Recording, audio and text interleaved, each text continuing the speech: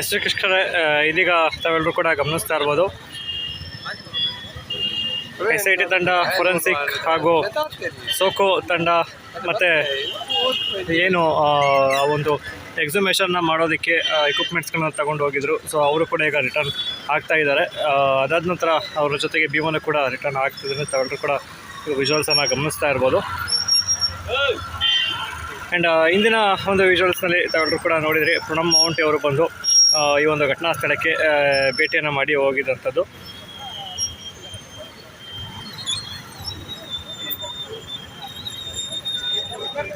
And ಈಗ ಅವ್ರಿಗೆ ಏನು ಸಿಕ್ಕಿದೆ ಅಂತ ತುಂಬ ಜನ ಕೇಳ್ಬೋದು. ಸೊ ಅದ್ರ ಬಗ್ಗೆ ಯಾವುದೇ ರೀತಿಯಾದ ಮಾಹಿತಿ ಇಲ್ಲ ವೀಕ್ಷಕರೇ.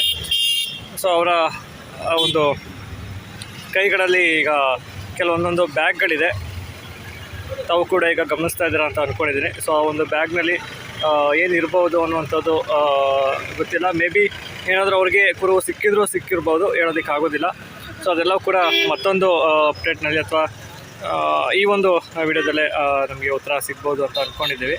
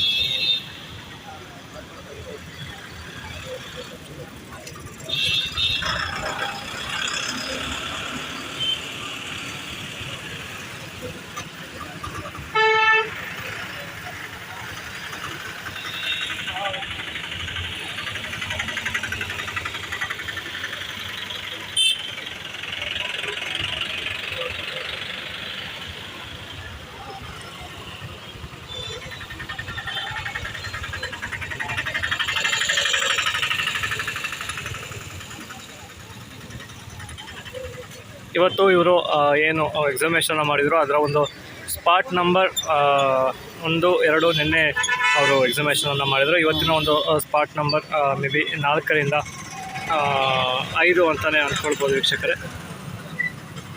ಶಿಕ್ಷಕರು ಇದೇನು ನೋಡ್ತಾ ಇದ್ದೀರಾ, ಇದು ಬಂದು ಮತ್ತೊಂದು ಸ್ಪಾಟು. ಸೊ ಈಗ ಇದರ ಪಕ್ಕದಲ್ಲೇ 8ನೇ ಒಂದು ಮಾರ್ಕ್ ಇರುವಂಥದ್ದು. ಸೊ ಈ ಒಂದು ಸ್ಥಳದಲ್ಲಿ ಗೊತ್ತಿಲ್ಲ ಈಗ ಅವರು ಆ ಒಂದು ಸ್ಥಳದಲ್ಲಿ ಎಕ್ಸಿಬಿಷನ್ ಪ್ರೊಸೆಸನ್ನು ಮಾಡ್ತಾರಾ ಇಲ್ವಾ ಅನ್ನುವಂಥದ್ದು. ಸಮಯ ಬಂದು 5:30 ಆಗಿದೆ.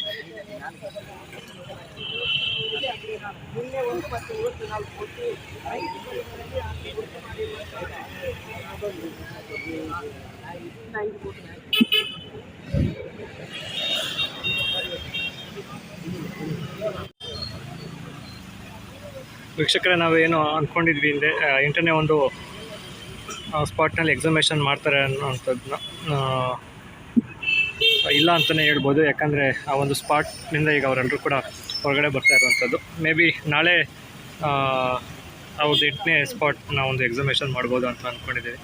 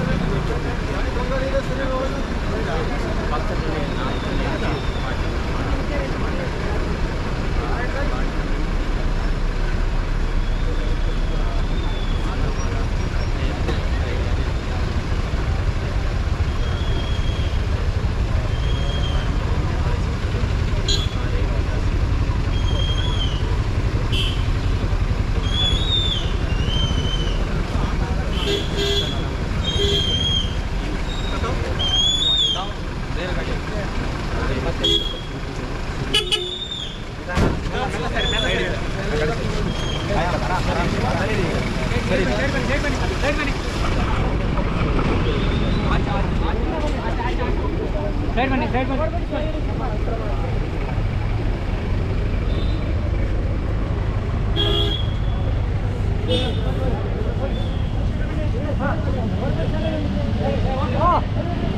ಇದೆಯಾ ಮಾರ ನೀನು